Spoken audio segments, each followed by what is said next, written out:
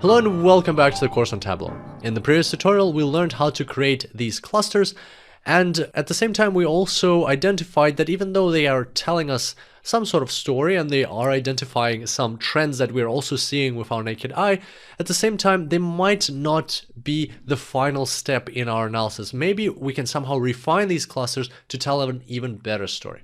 And that's exactly what we're going to do today. So to start off with, let's just step away from this analytics in Tableau for a second, and let's just do some analytical and critical thinking for a bit. So what company are we working for? It's important to always remember the domain knowledge behind what you're doing. It's a very powerful skill in data science, the capacity and ability to understand the domain knowledge. So this company isn't just a company that produces parts for a factory.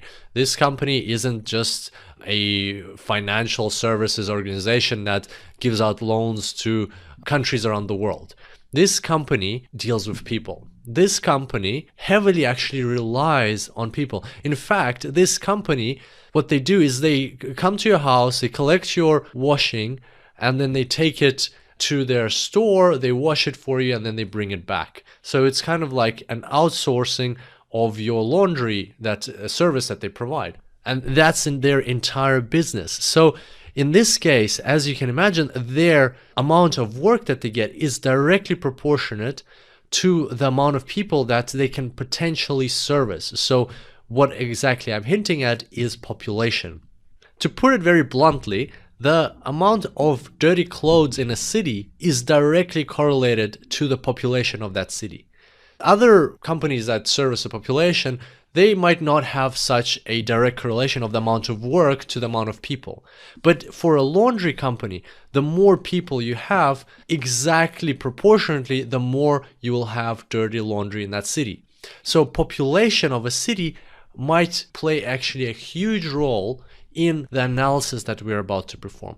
And that is important to always remember and understand. So what if these cities, so this company, it works all across different parts of the US.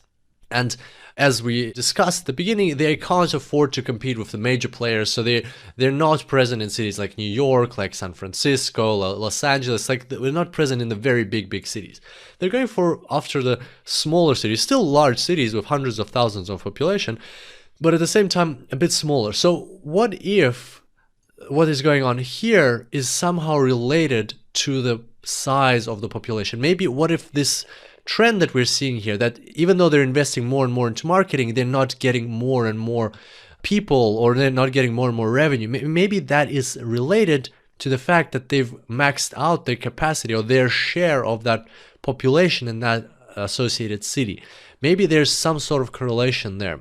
Maybe those marketing efforts that they're investing into, whether they're online or offline, maybe those marketing efforts have a limit of how much, what portion of the population they can bring.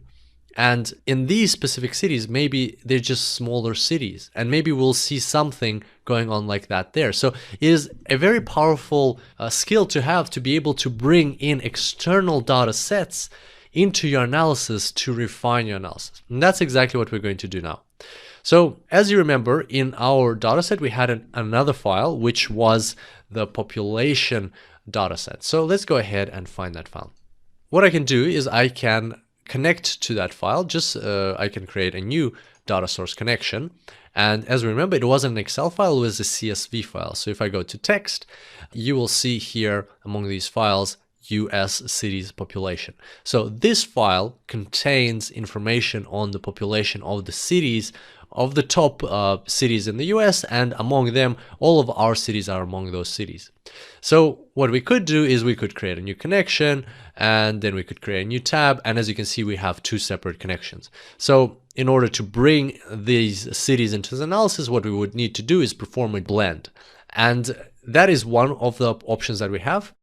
At the same time, we can now do something that was not possible before in Tableau. Previously, in previous older versions of Tableau, what you couldn't do is you couldn't create a cross-data join. So right now I want to create a join, and I want to join an Excel data source, so the one we have now, to a CSV data file, the one that we are going to connect to now, the file with the populations.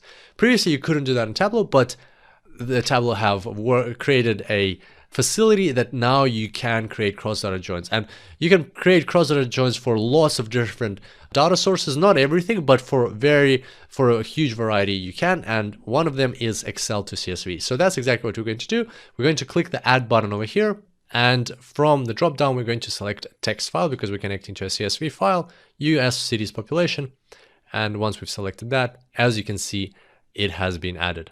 Now, before we talk about this join, first thing that we want to do is make sure it's being performed correctly. If we click on this button here, you'll see that it's being matched by city.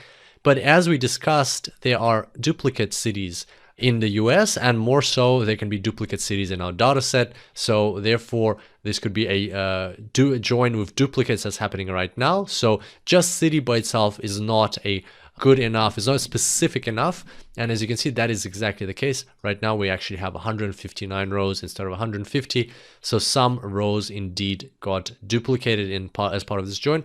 This is something very important you need to look out for, so always make sure you're performing the join correctly. In our case, we want to not only join on city, but we want to join on state from this data source and state from this data source. So we have to make sure that our join is being performed correctly. And now if I close this, you'll see that there's 150 rows, so no duplication has occurred. So if you scroll down, you'll see that there's 150 rows. And it's always a good thing to check, to just double check that you haven't performed any duplication of rows and that the join is performed correctly.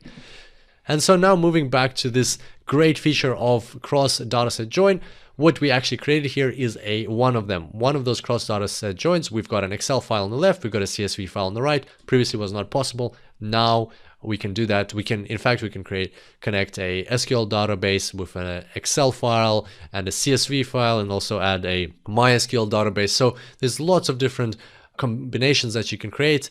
A great shout out to the guys from Tableau for creating this functionality. It is going to make analytics much more fun and interesting, and it will allow us to perform analytics that previously we couldn't perform. So that's a great feature. And now we're just going to proceed with this combined dataset. So we can actually just rename it, say combined dataset. And here what we have is the original dataset with the blue lines at the top, then we've got calculated fields at the end, and then orange is the new dataset. So we all we need from here is actually the population, so the 2015 estimate. So we're going to just select all the other columns, hold down Control, and we're going to right click and we're going to hide them because we don't need them in our analysis. There it is, the estimate of the population. We're just going to call it population for our purposes. And now we can proceed on to our advanced clustering or refined clustering. And we'll start on that in the next tutorial. Can't wait to see you there. Until then, happy analyzing.